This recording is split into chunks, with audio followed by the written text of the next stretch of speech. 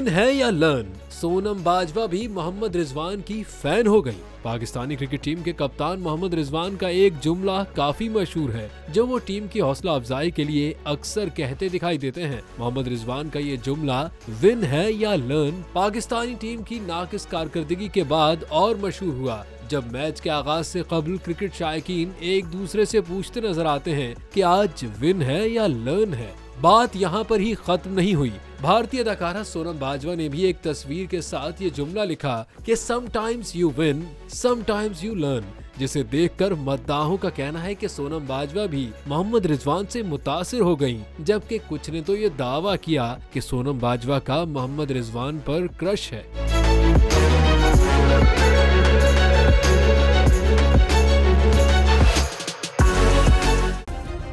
Subscribe करें और bell दबाएं ताकि कोई खबर रह न जाए।